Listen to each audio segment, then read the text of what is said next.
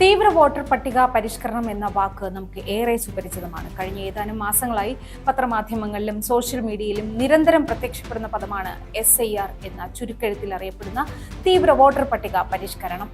കേരളത്തിൽ അടുത്ത നിയമസഭാ തെരഞ്ഞെടുപ്പ് തീവ്ര വോട്ടർ പട്ടിക പരിഷ്കരണത്തിലൂടെ മാറ്റം വരുത്തിയ പട്ടികയെ അടിസ്ഥാനപ്പെടുത്തിയാകും എന്ന് തെരഞ്ഞെടുപ്പ് കമ്മീഷൻ പ്രഖ്യാപിച്ചത് ഇന്നലെയാണ്. കേരളം കൂടാതെ 11 സംസ്ഥാനങ്ങളിലും കേന്ദ്രഭരണ പ്രദേശങ്ങളിലുമാണ് രണ്ടാം ഘട്ട തീവ്ര വോട്ടർ പട്ടിക പരിഷ്കരണം തെരഞ്ഞെടുപ്പ് കമ്മീഷൻ നടത്താൻ പോകുന്നത്. തീവ്ര വോട്ടർ പട്ടിക പരിഷ്കരണം നമ്മുടെ വാതിൽ പടിക്കൽ എത്തി നിൽക്കുമ്പോൾ SIR-നെ പറ്റി നമുക്ക് വിശദമായി തന്നെ സംസാരിക്കാം. എന്താണ് തീവ്ര വോട്ടർ പട്ടിക പരിഷ്കരണം? ഒരു ശക്തമായ ജനാധിപത്യ സംവിധാനം ഉറപ്പാക്കുന്നതിൽ കുറ്റമറ്റ വോട്ടർ പട്ടികയ്ക്ക് വലിയ പങ്കാണുള്ളത്. അതിനാൽ തന്നെ കാര്യക്ഷമമായ വോട്ടർ പട്ടിക പരിഷ്കരണങ്ങൾ കൃത്യമായ ഇടവേളകളിൽ രാജ്യത്ത് നടക്കേണ്ടതുണ്ട്.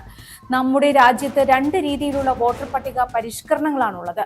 തീവ്ര വോട്ടർ പട്ടിക പരിഷ്കരണവും പ്രത്യേക സംഗ്രഹ പരിഷ്കരണവും. ഇവ യഥാക്രമം SIR, SSR എന്നീ ചുരുക്കെഴുത്തുകളിലും അറിയപ്പെടുന്നു. പേര് സൂചിപ്പിക്കുന്നത് പോലെ ചിട്ടയായും തീവ്രമായുമുള്ള പരിഷ്കരണവും പരിശോധനയുമാണ് SIR എന്ന് ഏറ്റവും ചുരുങ്ങിയ വാക്കുകളിൽ പറയാം.